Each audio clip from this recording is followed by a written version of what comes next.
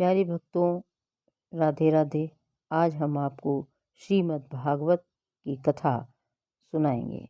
भगवान का देवकी के गर्भ में प्रवेश तथा देवताओं द्वारा उनकी स्तुति। श्री सुखदेव जी बोले, हे राजन, कंस द्वारा भेजे गए राक्षसों ने ब्रज में जाकर उत्पात मचाना प्रारंभ किया और यदुवंशियों को पकड़ पकड़ कर मारने लगे। जो यदुवंशी शेष बचे वे भागकर दूसरे देशों में जा छिपे।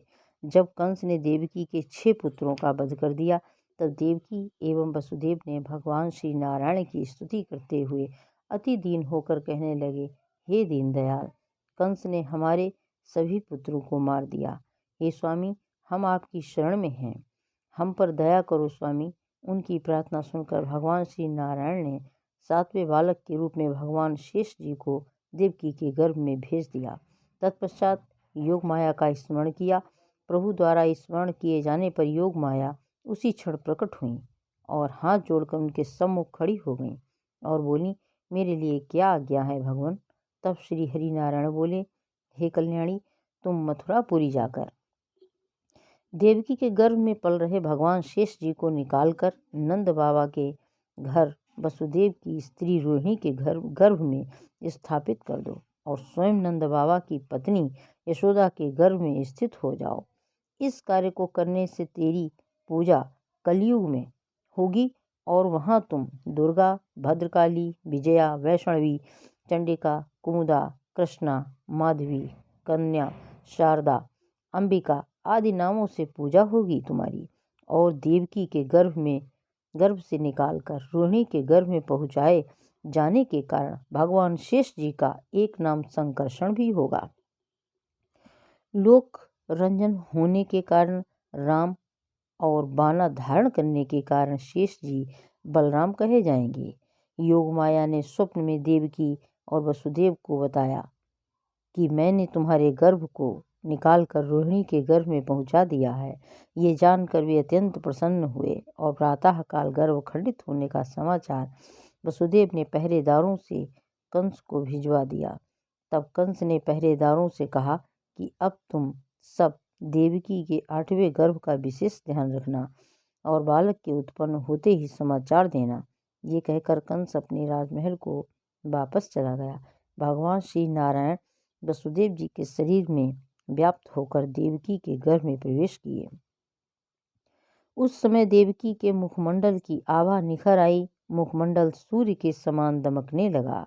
जब कंस को ये ज्ञात हुआ कि देवकी गर्भवती हो गई, तब उसने स्वयं बंदी गृह में जाकर और ज़्यादा सैनिकों को पहरे पर बैठाल दिया और वसुदेव से बोला, हे वसुदेव, तुम अन्य बालकों की तरह इस बालक के जन्म लेते ही मेरे पास भेज देना, क्योंकि देवकी के मुखमंडल पर व्याप्त तेज को देखकर मुझे विश्वास हो गया है कि गर्भस्थ बालक ही मेरा काल रूप है। मैं इसी समय देवकी का वध कर देता, जिससे बालक का जन्म ही नहीं होता, किंतु ये सोचकर नहीं मार रहा हूँ, जगत में मेरी जग हंसाई होगी कि एक बालक के भय से भयभीत होकर महाबलशाली कंस ने एक स्त्री को मार दिया, जिसके गर्भ से वह बालक जन्म लेने वाला था। ये कहकर वह चला गया। इस तरह वह प्रतिदिन कारागृह में आता था। जब भगवान श्री नारायण के प्रकट होने का समय आया, तब वे स्वप्न में वसुदेव जी को दर्शन देकर कहा, हे वसुदेव, तुम डरो मत, मैं शीघ्र ही अवतार लेकर तुम्हें बंधन मुक्त कर दूंगा। उस समय माता देवकी सोई रहेंगी, तुम मुझे उठाकर चुपचाप निकल जाना। तुम्हारी हथकड़ियाँ और बेड़ियाँ स्वतः ये खुल जाएंगी, पहरेदार सो जाएंगे, कारागार के फाटक खुल जाएंगे। तुम बिल्कुल चिंता मत करना। तुम निर्भय होकर मुझे गोकुल नंद जी के घर पहुंचा देना। वहाँ एक कन्या होगी, उसे उठाकर अपने साथ ले आना। ये कहकर प्रभु फिर अंतर ध्यान हो गए। जय हो श्री कृष्ण भगवान की जय हो। आप इतनी ही अच्छी कथाएं सुनने के लिए हमारे इस चैनल को सब्सक्राइब करें और लाइक करें, और मैं आपको बहुत ही अच्छी अच्छी कथाएं श्रीमद् भागवत की सुनाऊंगी।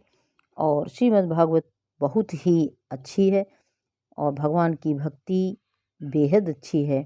खुशी जीवन में आती है और आप लाइक और सब्सक्राइब करें।